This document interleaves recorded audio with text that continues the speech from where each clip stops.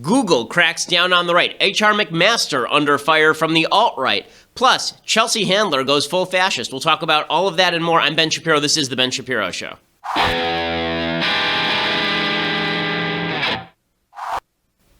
Oh, so many things to talk about. First of all, I want to thank you, our audience. You have now made us #1 in news and politics over at iTunes. We are the #1 podcast in news and politics. We are #2 overall in the country right this very instant, which is pretty awesome. If you go over and you subscribe and you leave us a review right now, there's the possibility that you push us all the way up to #1, which would be awesome and a testament to your listenership, which we are always thankful for. Lots to get to today. We're going to talk about Chelsea Handler going full Nazi. We're also going to talk about the Google memo, this Google manifesto that has been making the rounds. Plus, we'll give you the update from Trump world. But first, I want to say thank you to our sponsors over at Texture.com. So, Texture is all about information. If you're an information addict like I am, and you read tons of magazines articles, but you don't want to subscribe to each magazine because it's really expensive to subscribe to 200 magazines, that's why you get Texture.com. You can get up to 200 plus magazines full of in-depth interviews and stories, all in the Texture app.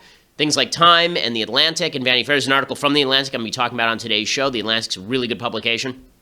Vanity Fair. It's got Sports Illustrated. It's got all of the publications that you want, all in one place, plus their archives. It makes magazines easy. Texture app has gone just beyond just delivering the magazine itself. They've made it easy to find and enjoy the articles that you want to read. They make daily recommendations, exclusive interactive features, videos, and more. And Texture is searchable, so you can mark what you like and check out back issues, view bonus video content, and they even curate articles and magazines just for you. Texture.com/Ben. That's Texture.com/Ben. And right now, if you go to Texture.com/Ben, they are giving my listeners a 14-day free trial at Texture.com/Ben, so you can try it out, see how much you like it. I promise you're going to enjoy it. Texture.com/Ben. My wife's a big Reader's Digest fan. She gets it through Texture.com. Remember to use that /Ben so you get the 14-day free trial. Plus, they'll know that we sent you. Again, the app is called Texture, and you can download it on any of your mobile-friendly apps and have access to information at all times. I realize my brain is sort of like a leech on information. It needs information at all times, and that's why I love Texture.com. Go to Texture.com/Ben. Okay, so tons of things to get to today, as always. I want to start with this amazing story out of Google. So, apparently a Jerry Maguire-type figure, some rando at Google, decided to put out a 10-page manifesto. It's a 10-page manifesto called Google's Ideological Echo Chamber. And you can sort of imagine Tom Cruise as the Google exec writing out this 10-page manifesto, Xeroxing it, putting it in all of the boxes over at the sports agency, and then getting fired. That's pretty much what happened. Okay, this guy, he's a random guy who's kept his name anonymous. He wrote this memo called Google's Ideological Echo Chamber, and then Google's Vice President of Diversity, Integrity, and Governance, which is the most Orwellian title in history, Danielle Brown, issued her own memo. So I want to go through this memo because the left has claimed this is just a disgrace to Google. It's just terrible. How dare this individual human being put out this memo? Now, what's hilarious is Gizmodo, which is a lefty site, they say it's just humiliating to Google that someone would put out a document pointing out that perhaps Google's pay disparity between men and women is not due to discrimination. It's due to women working fewer hours or taking different jobs. Maybe it's due to the fact that fewer women are hired in tech because there are fewer women at the upper end of the bell curve in terms of performance in tech, which is true. You know, perhaps it's because that's what the memo says. And Gizmodo was very angry at the memo. So when they put up the memo, they omitted all of the charts and links that were included in the memo, which is really quite gross. If you're going to include the entire memo, you really should include the charts and links demonstrating that it's substantiated. It's not just some crazy person, some men's right activist radical who's issuing all of this information. I want to go through this because it's so moderate, this particular memo, and the left is treating it as insane anyway. So this memo begins, remember, it's all about Google, which is the largest company in the United States, I believe. Is Google bigger than Apple? I think those two are in a competition. I'm not sure. But Google is obviously the most powerful force on the internet anyway. And Google is very angry about this. So the guy from Google writes this. He says, I value diversity and inclusion. I'm not denying that sexism exists and don't endorse using stereotypes. Okay, so already we have started off with somebody who is moderate. Okay, this is not somebody who's coming in and just trying to shock. Okay, this is not feminism is cancer, the memo. Okay, this is something different. He says, when addressing the gap in representation in the population, we need to look at population level differences in distributions. If we can't have an honest discussion about this, we can never truly solve the problem. Psychological safety is built on mutual respect and acceptance, but unfortunately our culture of shaming and misrepresentation is disrespectful and unaccepting of anyone outside its echo chamber.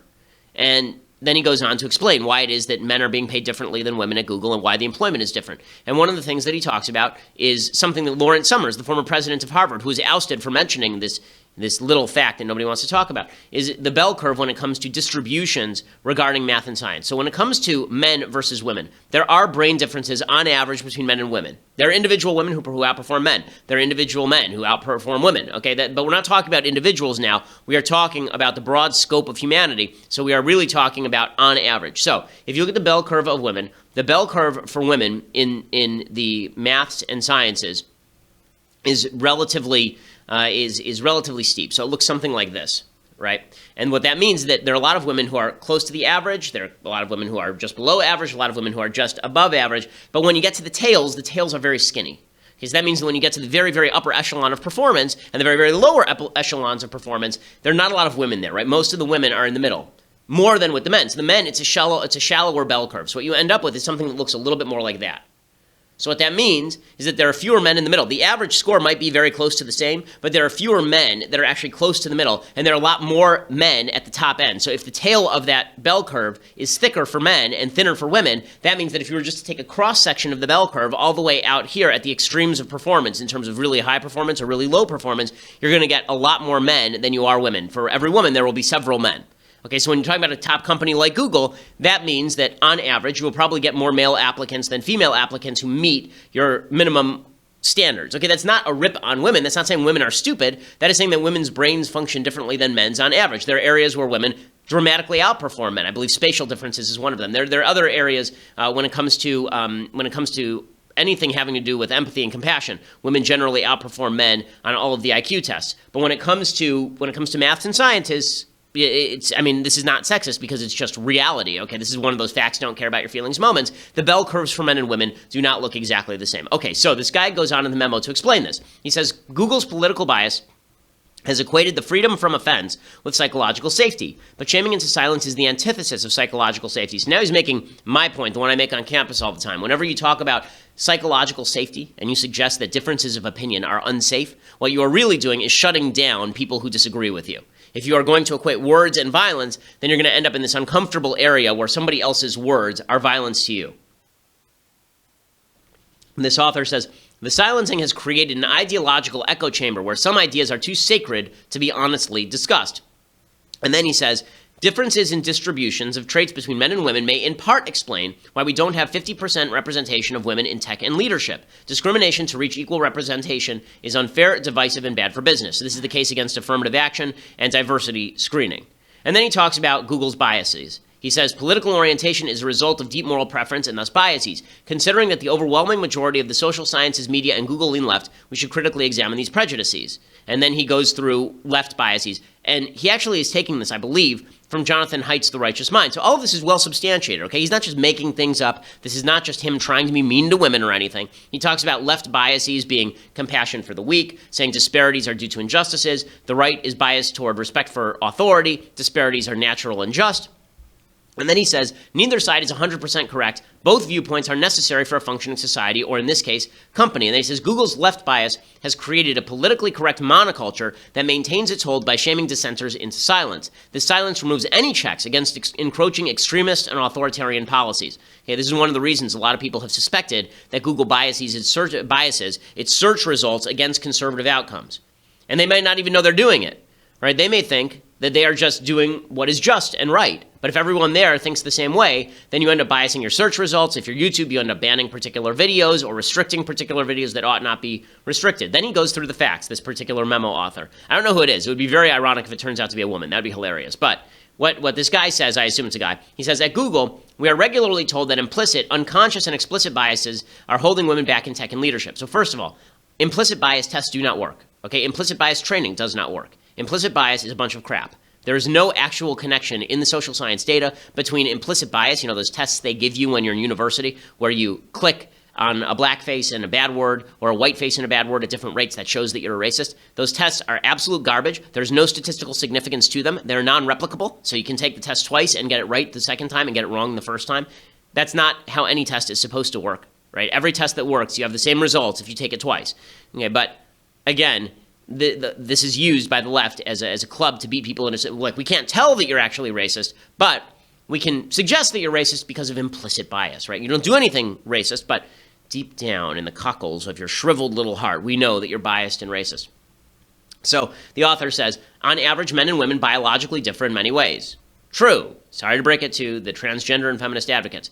These differences are not just socially constructed. They are universal across human cultures. They often have clear biological causes and links to prenatal testosterone. Biological males that were castrated at birth and raised as females often still identify and act like males. The underlying traits are highly heritable. They're exactly what we would predict from an evolutionary psychology perspective. Again, this is true. So he tries to explain the disparities between men and women at Google in terms of some of these biological differences. He says women on average have more openness directed toward feelings and aesthetics rather than ideas.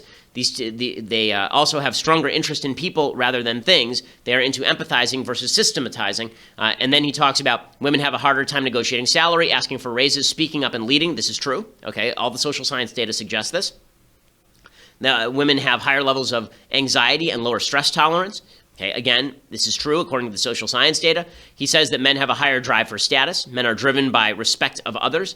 Women are not as much driven by all of that, which is why men go into dangerous jobs for higher pay, things like coal mining and garbage collection and firefighting, and suffer 93% of work-related deaths. And then he talks about non-discriminatory ways to reduce the gender gap. He actually says, okay, so here are some solutions. If we want more women, then what we should do is we should we should make software engineering more people-oriented with pair programming so that empathy matters a little bit more. He says that women on average look for more work-life balance, so maybe we should start biasing toward part-time work instead of full-time work. And he says that feminism has made great progress in freeing women from female gender roles, but men are still tied to the male gender role. Maybe if we allow men to get out of that, then that will help a little bit. But that does not mean that we should have diversity candidates. It does not mean that we should lower the standards for admission to Google. It does not mean that we should create illegal discrimination at Google. Okay, so all of this sounds really moderate and fine. I don't see anything that's a problem here. He says we should stop suggesting that if you're against diversity candidacies, that you are immoral. We should stop alienating conservatives. We should confront our own biases. We should have honest discussions about costs and benefits of the diversity program. Again, we should stop with the microaggressions. He says microaggression training incorrectly and dangerously equates speech with violence, is not backed by evidence, and reconsider making unconscious bias training mandatory for promo committees. Again, all of this is fine, moderate, true, right? All of it's fine. There's really not a huge problem here. Everything that he's saying is well substantiated. There are links to all of the various studies. Christina Hoff Sommers, who's a feminist scholar and who spends all of her time studying this stuff, basically signs off on this entire memo. And I want to tell you what Google's response to that has been, because it's really incredible. But before we get to that, I first want to say thank you to our sponsors over at Zeal. So Zeal is one of my favorite services. Zeal is massage on demand. They come to your house. They come to your house with the table, with the massage oils, with the music, the whole deal. They turn your home into a spa. It is cheaper, less expensive than going to your local spa. You don't have to make a reservation like you do at your local spa a week in advance. You can get it sometimes within an hour, right? Zeal will bring you same-day in-home massages with the best licensed and vetted massage therapists right to your home. You know, I'm big on the idea, you shouldn't have to spend a lot of money to feel like a wealthy person. And this is one of those things where you don't have to spend a lot of money to feel wealthy. Zeal makes that happen for you. It's becoming huge. I was in New York the other day, and I was seeing Zeal masseuses wheeling around their materials all around the city. It's a big thing. I've used it for my dad. I've used it for my mom, my sisters, my wife. I have used Zeal. The masseuses are really top notch. We've used several of them, and they are all great. It's just 9,000 licensed massage therapists.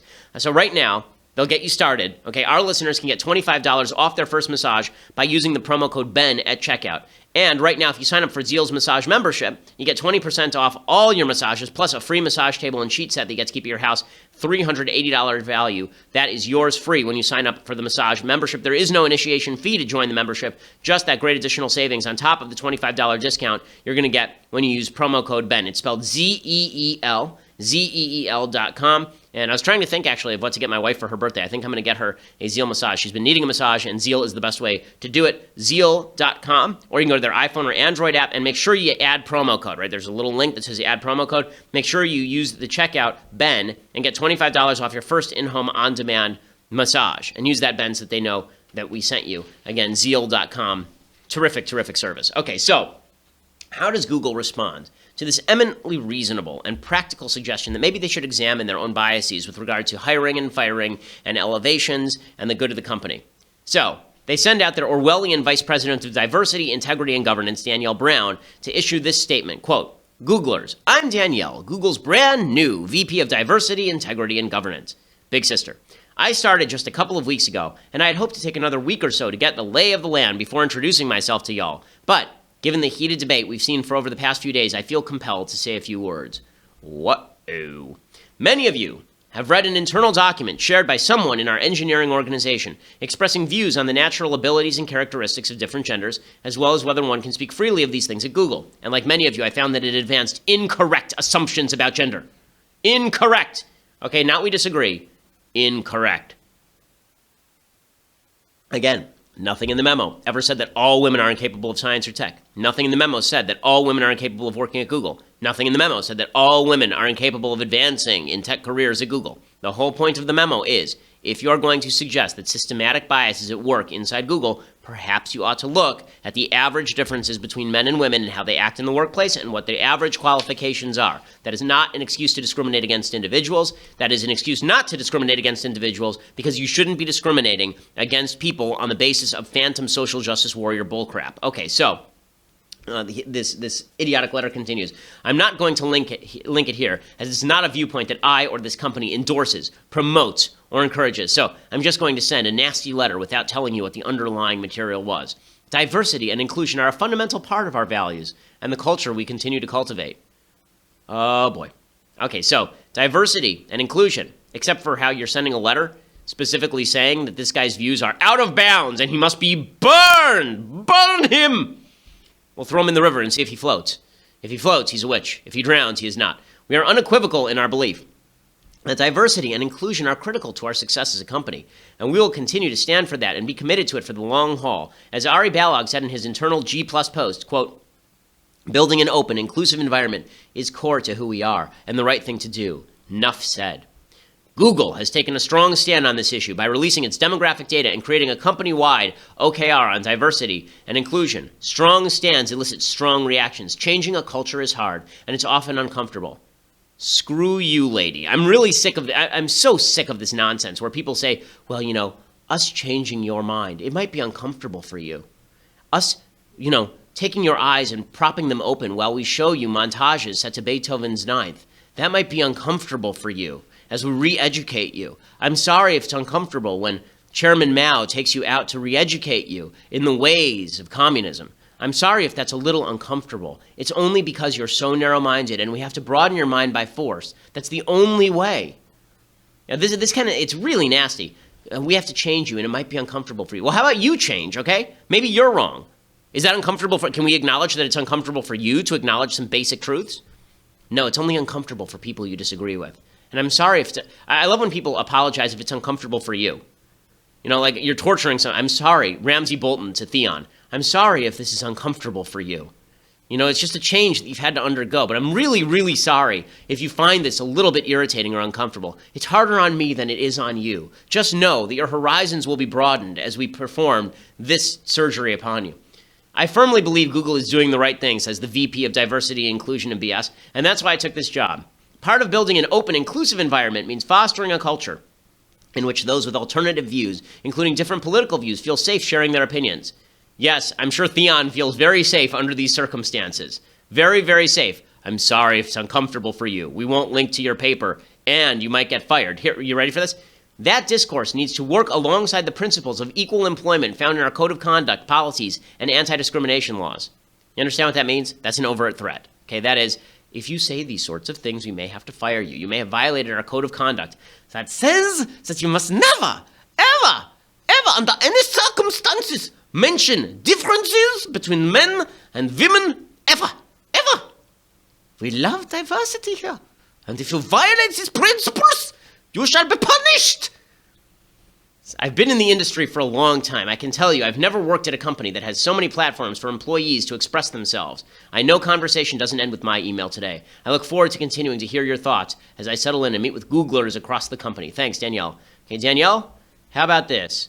You should stop being an ideological fascist. Okay, if you want to provide some alternative evidence that rebuts the presumptions created in this memo, you can do it, but you are just making this guy's point. This guy's entire point is that you're a bunch of fascists who can't tolerate dissent with regard to obvious obvious sociological and scientific facts.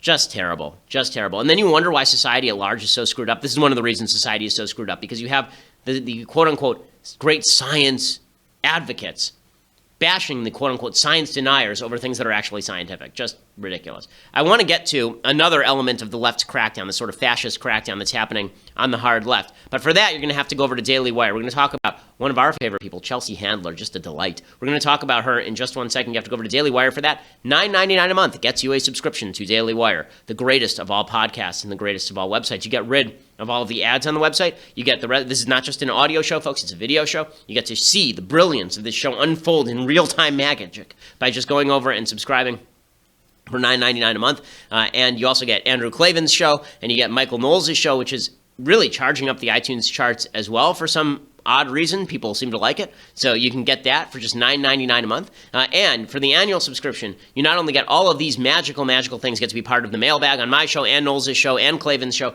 you also get this, the greatest of all mugs. It is legendary, this particular tumbler. Leftist Tears, Hot or Cold. It is the grandest of all tumblers. In fact, there are rumors that this is what led to the War of the Five Kings in Game of Thrones, that they had discovered this buried in a cave, and they uncovered the Leftist Tears Hot or Cold mug, and the Targaryens simply could not allow the Baratheons to continue to maintain it any longer, and thus they began a war. Leftist Tears Hot or Cold mug, get that with the annual subscription, $99 a year, so significant discount off the $9.99 a month that you would have to pay normally. So get the annual subscription, get this tumbler, and be part of our team. Also, right now, as I said earlier in the show, we are number 2 in all of iTunes. Our podcast is number 2 in all of iTunes, number 1 in news and politics. So keep the subscription and the reviews coming. Maybe we can get up to number 1, which would be super cool. I would then, have an excuse to take my wife out to dinner, which would be happy for her and sad for me. Just joking. I like my wife, but it would be so. Make sure you go over and subscribe and also leave a review. We always appreciate it. We are the largest,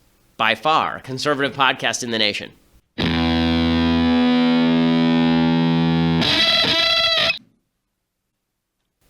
So speaking of the fascist tendencies of the hard left, Chelsea Handler, who is now, she was a second-level bad comic, and now she's elevated herself to a first-level bad comic. She is now up there with Trevor Noah and Amy Schumer.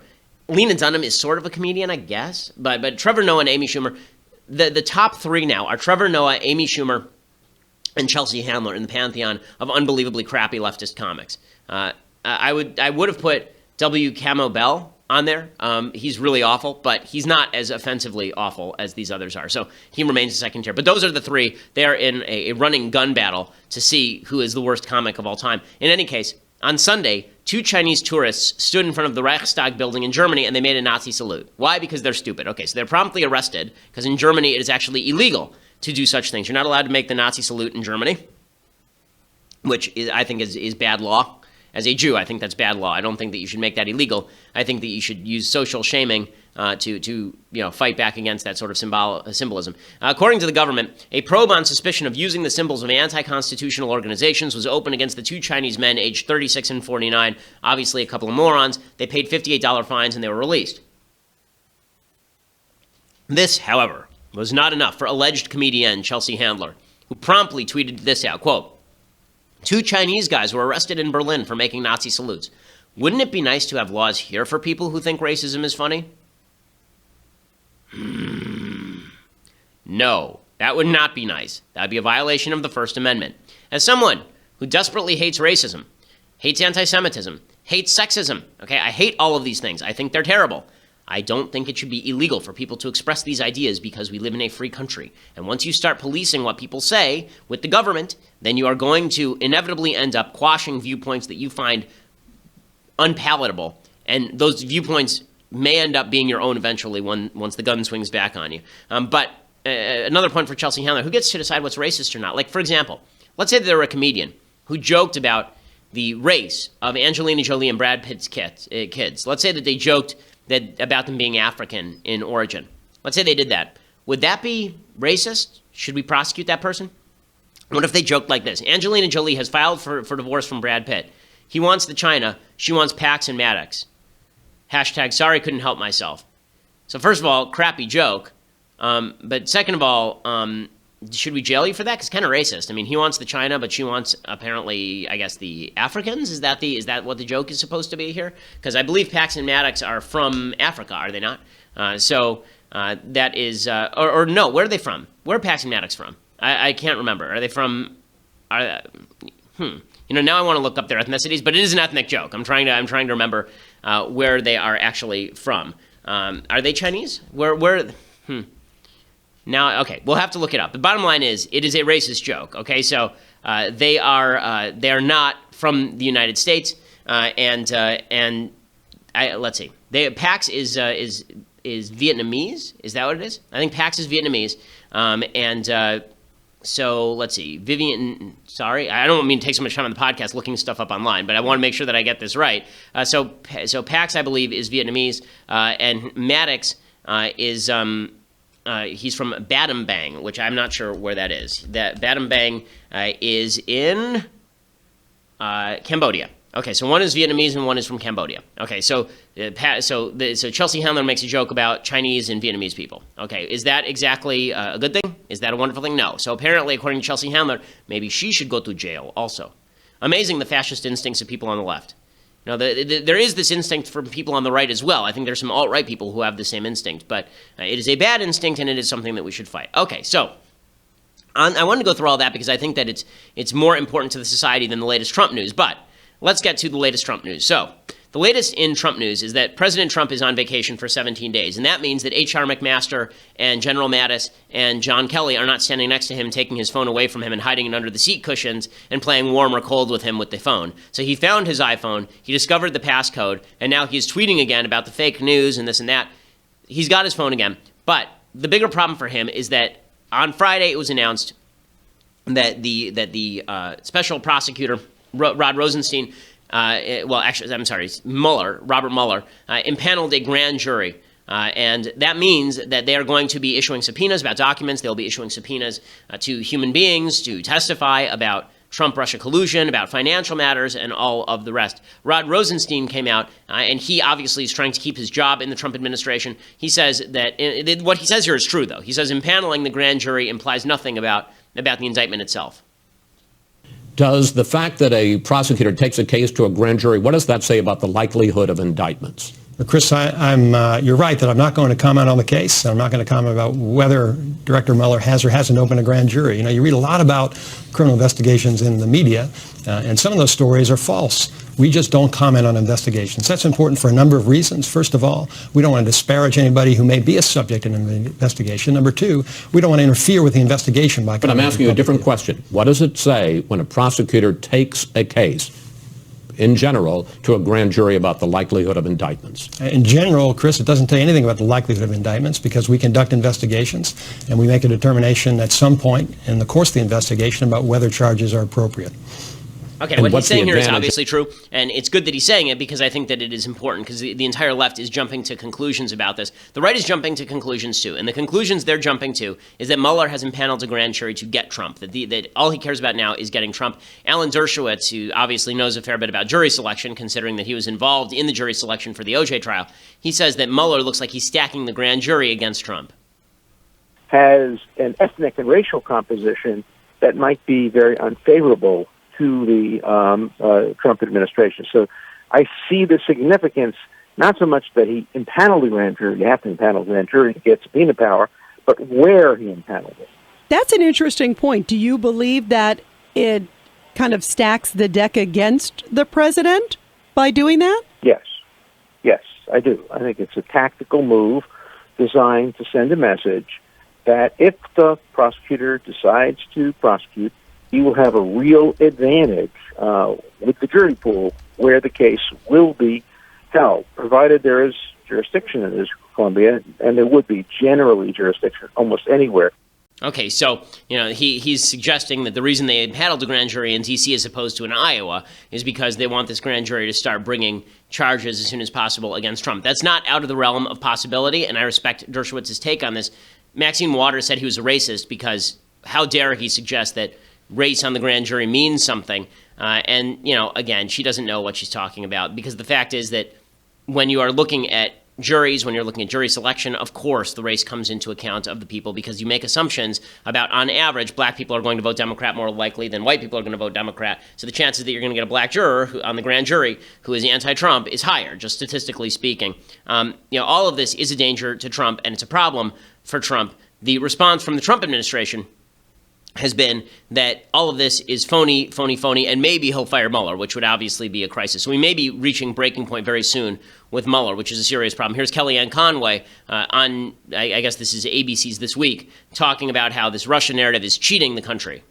And let me just say something else about Russia. The president took on a new tack in West Virginia, speaking about this the other night. He told the people there and around the country that those who are pushing this phony, fabricated Russian investigation are cheating you, the voters, out of what you clearly said you want. You want a new and different direction.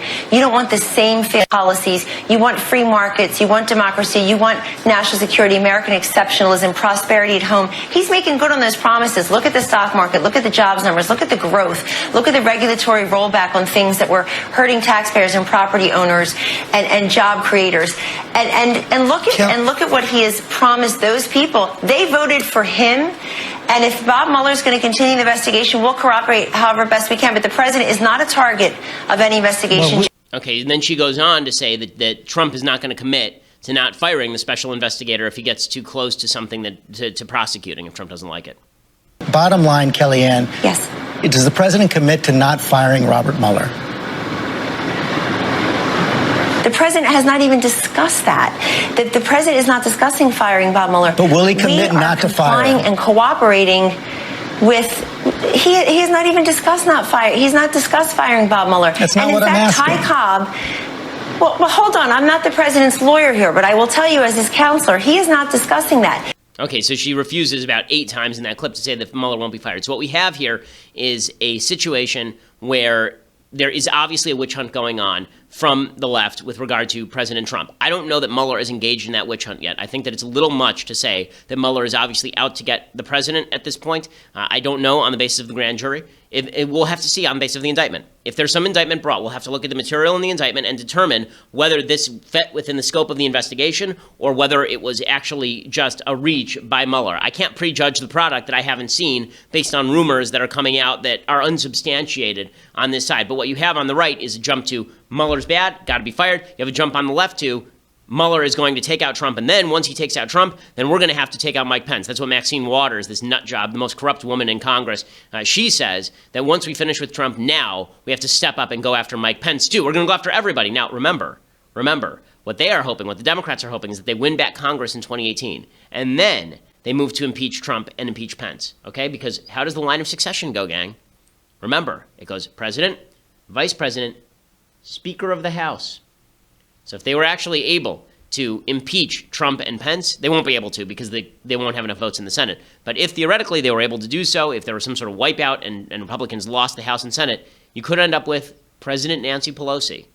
If that's not incentive to go out and vote in 2018, I don't know what is. Here is Maxine Waters making the case.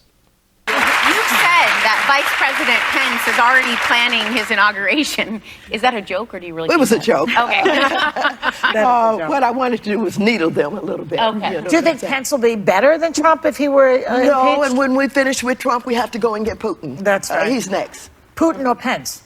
Pence. You mean Pence? Wait, we'll get Putin. We'll get 2 for 1 with That's right. Trump and That's Putin. right. Then we got to That's go right. after Pence. That's right. Yeah. Okay, so I do love I do love that this crazy old bat is doing we have to go after Putin, we have to go after Pence, we have to go after Newt Gingrich, randos, and everybody out there. So the left is suggesting that this is the end of the world, Trump is done. The right is scared that Trump might be done because of Mueller. Again, not enough evidence on any of this, but it is opening up gaps inside the Republican Party itself. So you have a report in the New York Times over the weekend that people like Mike Pence are now looking to step up for 2020, that Ben Sasse is visiting Iowa, that John Kasich, God help us, is visiting Iowa. Oh, God, no. Please, God, no, not John Kasich. He's coming out and campaigning against Trump. Now, there are a couple of splits in the Republican Party that are worth talking about because they continue after the election. One is the split between the right and the so-called moderates, and the second is the split between people who don't care about Trump's behavior and people who do care about Trump's behavior. I think that you can be right-wing and care about Trump's behavior. That's where I am. I think you can be right-wing and not care about Trump's behavior. That's where, like, Dennis Prager is. You can be moderate and not care about Trump's behavior, and that's where Jared and Ivanka are, presumably. And then you can be moderate and care about Trump's behavior, and that's where John Kasich is. The bottom line is that just because John Kasich says that he wants to run against Trump in 2020, which is what he's going to do, does not mean that the right is going to move with John Kasich or the moderates are going to move with John Kasich, because this is the weird thing, okay? Trump actually crosses currents. Trump is both moderate on politics. He's not particularly right-wing. He's much closer to John Kasich on politics than to Ted Cruz. And he doesn't care about behavior, not like John Kasich, but like a lot of the right-wingers. So he's got the attitude of a hardcore right-winger with regard to the media, for example, but he's got the policies that are much closer to John Kasich. So when John Kasich says, well, you know, I'm going to run against him, like on what basis, aside from being a wadded piece of receipt in my pocket that went through the wash 3 times? Here is Raisin in the Sun, John Kasich. John Hickenlooper and I are doing at the present is he's going to have his staff and my staff, and we've had preliminary conversations because John and I are becoming friends, and they're going to sit down and they're going to look at the differences. And one of the problems is that there are some in the Democratic Party that think the whole system needs to be changed at once, and there are some in the Republican Party that say, look, let's let the market work to drive down health care costs, but we're going to have to make a commitment, a serious, significant commitment to those people who are left behind. So I think Democrats are going to have to get to the point where they say, let's let the market work, give people more choice, bring down the cost of health insurance. And Republicans are going to have to admit that there's going to be a group of people out there who are going to need help. These are some philosophical differences between the parties. But if you have a good spirit and you understand that the system just go away. Okay, all this talk about primarying a sitting Republican president, basically if you primary a Republican president, even if you were to win the nomination, you're going to lose the general. Okay, there's never been a primary challenger who is number one. I mean, that's incredibly rare. You've had situations like 1968 where the president drops out, like LBJ dropped out in 1968, but then his successor, Hubert Humphrey, goes on to lose to Richard Nixon. If Trump is so bad that he ends up being primaried and losing, the chances that he become president are virtually nil. So Republicans are with Trump, boom or bust, come 2020, to the extent that they want to win a national election, unless things become so dire and so desperate that Trump is just an utter disaster all the way through, and they have no choice. So these splits on the right are reopening in the wake of Trump not being good at his job. What's funny about all of this is, again, in the areas where Trump is not public, in the areas where Trump is not involved, his administration is going fine. Okay, so there is a story that just came out 5 minutes ago that says that Donald Trump's administration has now cut 11,000 federal jobs, 11,000 of them in the last 6 months. That's the first reverse in federal employment that's happened in a long time. That's really good. There's been a reverse in regulations, right? 16 regulations cut for every new one added. All of these are really good things. But that's not what people vote on. They actually don't vote on these little things. I know that people like to flatter themselves that this is what people vote on. People don't vote on that. They vote on generalized perception of the people who are running. Okay, so with all of that said, the Democrats are in no better shape, right? The Democrats seem to think that all of this is just going to fall into their lap when there's no evidence of that whatsoever. The polls right now have Democrats in the generic ballot up +7, but it's a rather unconvincing +7 because, again, a lot of the districts are either solid red or solid blue. So the question is what happens in these very few purple districts. And the left is tearing itself apart. So Howard Dean, he comes out and he's ripping the Bernie Sanders wing of the party at the same time they need the Bernie Sanders wing of the party to win. There has always been a section of the left, which I call as the whiny party, the party that doesn't really want to win. They just want to be pure. And if they go down swinging purely, then that's fine. Well, the problem with that is it leaves behind the people who really need their help.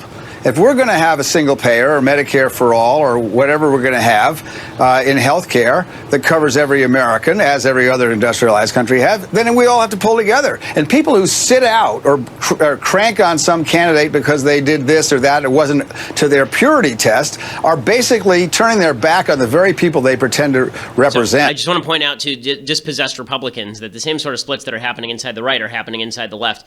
Jerry Brown, who's the delusional governor of California, he thinks that they're going to swing left and the Democrats are going to have a broad victory. By the way, Jerry Brown still wants to run for president. He's 1,000 years old. We actually exhumed him to make him California's governor again. Here's Jerry Brown talking about what he thinks is going to happen in 2018. the historic turn. When Lyndon Johnson won overwhelmingly against Goldwater, people were writing, and I read it at the time, that the Republican Party was gone.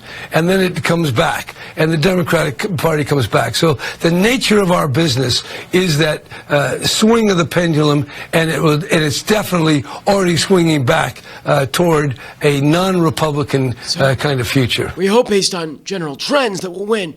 We don't really have an affirmative case for why we should.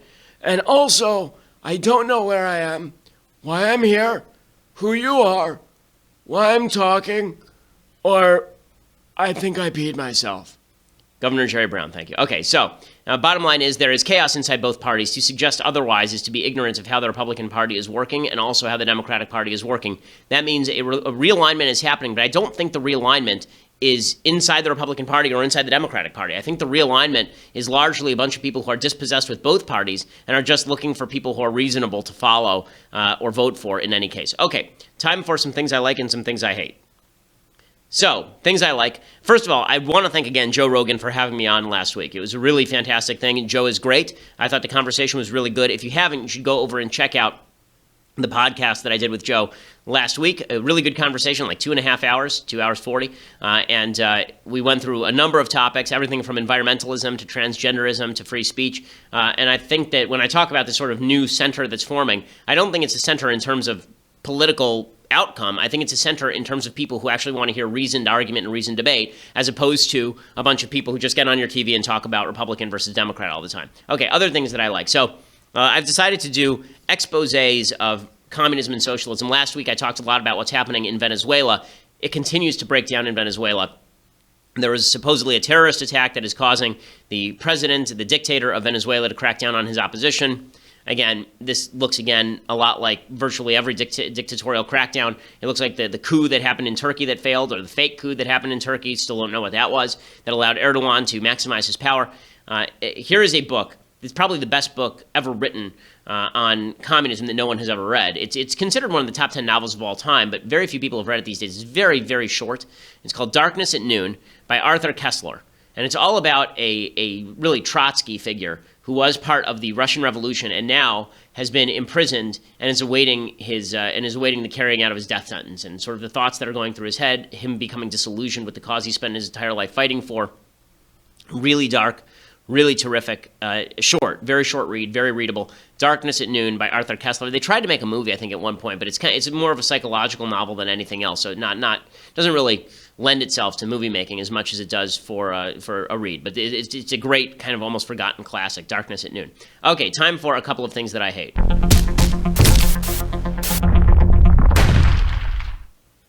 So, a couple of things that I hate. So, Kellyanne Conway was asked on one of the Sunday shows about President Trump's transgenders in the military bans. You recall a couple of weeks ago that Donald Trump tweeted out, almost seemingly out of nowhere, that transgenders would no longer be allowed in the military. And there were people like me who said, I generally agree with the policy, but I would like to see General Mattis lay it out. I'd like to see the military, I'd like to see what the Pentagon does. I want to see their opinion on this. I want to see them lay it out in the most free and full fashion so that we can have a good open debate about it and see what the rationales are. And Kellyanne Conway is asked, okay, so Trump tweeted this. Was the military even aware that he was doing this? And here's what she had to say. Did the chairman of the Joint Chiefs, did the defense secretary, did the commandant of the Coast Guard, did the other service chiefs sign off on that policy, on that tweet before the president sent it out? I can't answer that because I wasn't in the room when they discussed it with him, and I certainly aren't on the National Security Council, but I will tell you, having spoken with the president directly about this and having been involved a little bit in the discussions, that the president had consulted for quite a while with different stakeholders, including his generals. What he says in the tweet is absolutely true. He consulted with generals and others about this issue. Okay, so again, here was the problem, and I said this at the time. How you do things is just as important as what you do. If you do it wrong, you end up actually backfiring. So what's happened now is the Pentagon has said we have had no specific instruction from the White House. We are not carrying out anything without any sort of plan or specific instruction. So Trump just tweeted something out, toxified it in the public discourse, and then threw it on his military, which promptly ignores it. This is not how policy ought to be done. If Trump wants good policy implemented, he should do the same thing he's doing with regulations and with employment. He should just let his chiefs take care of it. Okay, they know what they're doing. When it comes to the specifics of this stuff, he does not. Let him be the face of it. Let them develop the policy and let him pitch it. But he has to understand that he ought to be doing exactly what he did on The Apprentice, okay? He's the pitch man. He is not the idea creator, nor is he the implementer. Okay, other things that I hate. So this is just a weird thing. Kayleigh McEnany, who's been a pro-Trump member of the Trump campaign, she was on CNN, and now she's no longer on CNN, and she popped up on something they're calling Trump TV, which is from the White House, apparently, and it is DonaldJTrump.com, and it is her bringing you real news, not fake news, real news. Hey everybody, I'm Kayleigh McEnany. Thank you for joining us as we provide you the news of the week from Trump Tower here in New York. More great economic news on Friday. The July jobs report added a better than expected 209,000 jobs. Overall, since the president took office, President Trump has created more than 1 million jobs. The unemployment rate is at a 16-year low, and consumer confidence is at a 16-year high, all while the Dow Jones continues to break records. President Trump has clearly steered the economy back in the right direction. I didn't like it when Obama did this. This is not new. Everybody's treating it like this is new. Okay, Obama, if you recall, actually for a while banned press photos and was only issuing White House press photos. So this is a centralization of the communication strategy that I just do not like from either side. Okay, I understand. This is why you have a White House press office. This is why you have allies in the press. But this idea that you're going to have state-sponsored TV to back the president, I didn't like it when it was Obama. I don't like it when it's Trump. I don't appreciate it, and I think that Kayleigh McEnany is better than this. She's obviously smart. She's obviously talented. Working for Trump TV seems to me a misuse of those talents, especially because you're not going to get real news. You're going to get Trump's news, which is fine. That's fine. But I think that, having it openly sponsored by the White House is a little bit much. Okay, so we'll be back here tomorrow with all of the latest news. Again, make sure that you leave us, go subscribe, leave us a review, and make sure also that you give a listen to Michael Knowles' brand new show. You can get that at iTunes. That is also doing really well in the news and politics section over at iTunes. It's fun to listen to. Also, Andrew Klavan's show is coming up next, so make sure that you go over to iTunes and subscribe to that as well. Drew's show has been fantastic for a long time, and it is always a well-informed and funny take. If you've never listened to it, go give it Andrew Klavan's show a listen. We don't agree on everything Trump-related, but it's really wildly entertaining, so go check it out, Andrew Klavan's show. Okay, we'll be back here tomorrow. I'm Ben Shapiro. This is The Ben Shapiro Show.